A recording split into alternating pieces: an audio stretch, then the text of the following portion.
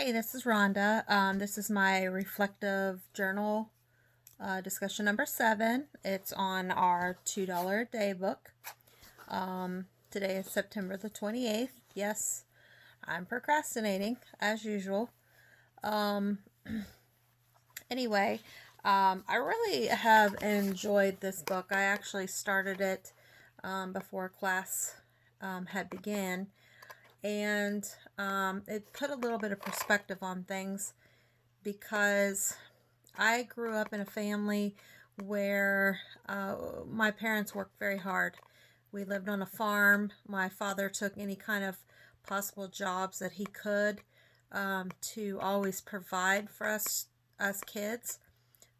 He taught us good work ethic, and everybody just kind of pitched in.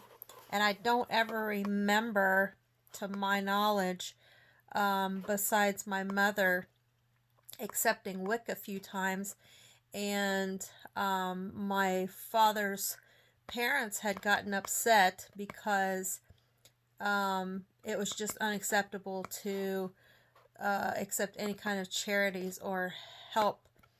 On the other hand, where my mother's family, most of them, as I can remember, were on uh, welfare benefits, and I can remember when we got a little older, as noted in this book, that there was times where, I had aunt and uncles who would smoke or whatever, and they would send us kids to the mini giant.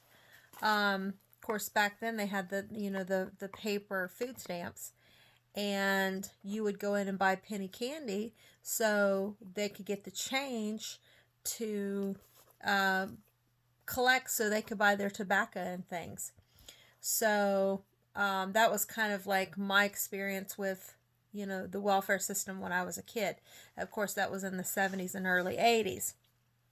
So, more related to this book, in 92, I became a mother. And at that time, I was a single mom.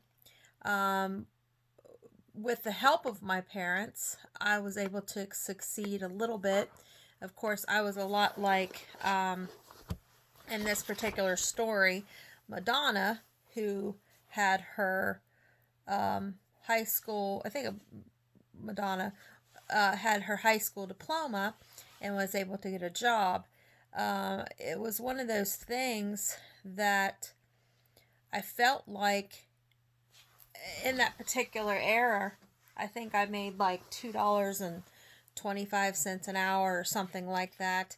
And of course, they only give you like 10 or 15 hours a week, just enough to succeed. And if you wanted to buy baby diapers and pay rent and all that, there was just no way possibly you was ever going to do that.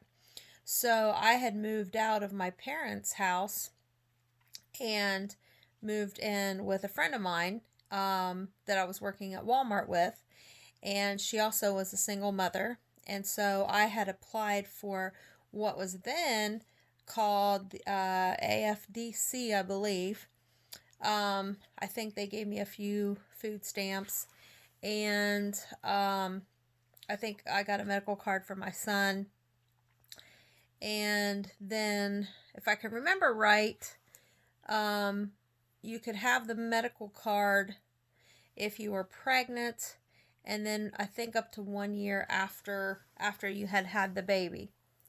Um, and I can't remember how much I got a month. It was like $176 or something like that for him, and then a little bit of food stamps. And of course, the more you worked, the more you turned in, they dwindled that down. So relatively, at one time, I felt like I was living on like $400 a month. And I guess I never thought about that until I started reading this book to calculate that down for two people on $400 a month. I mean, that is definitely less than $2 a day.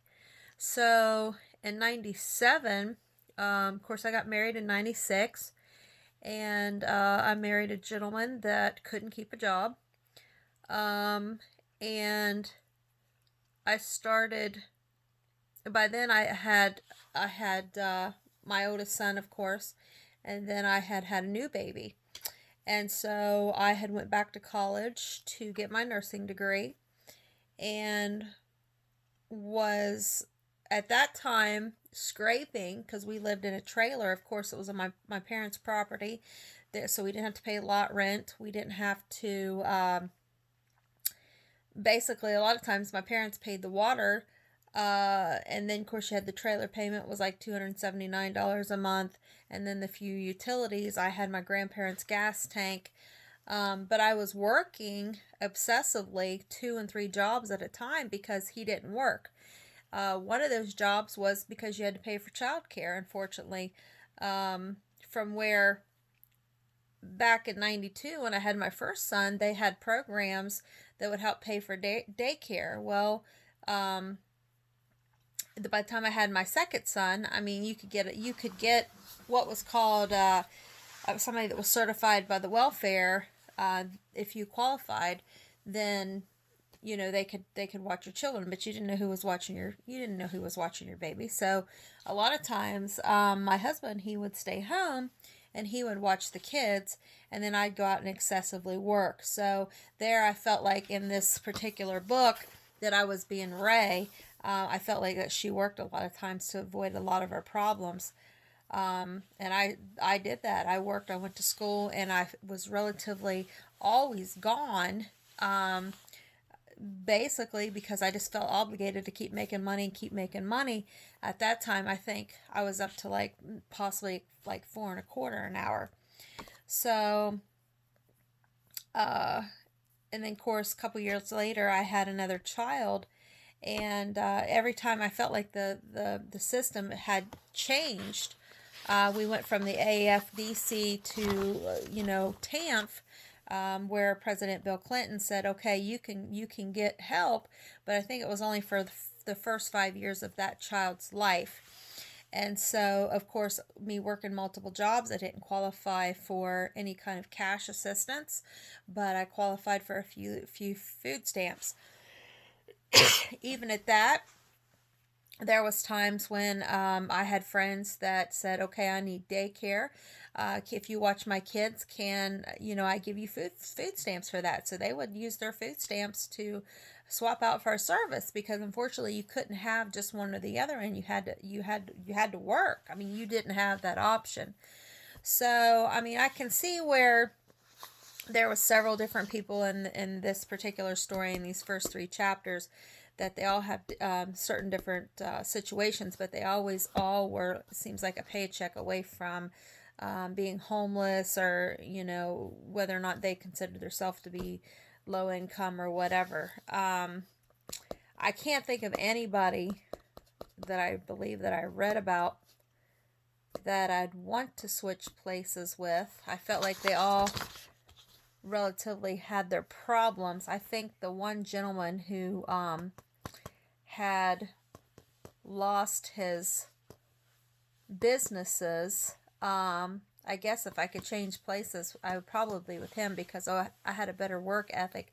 I felt like probably I could have put back a little bit more money. But then again, I mean, I've seen that happen, that people could be,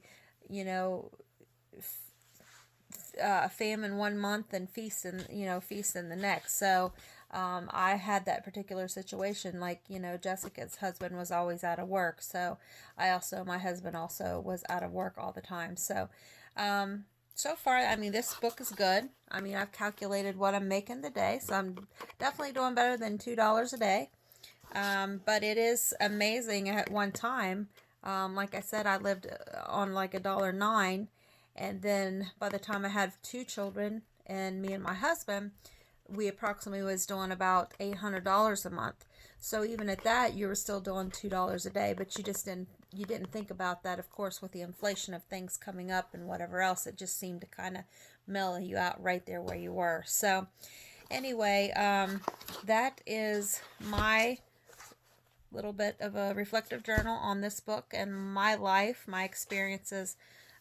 Quite like a few of these people here.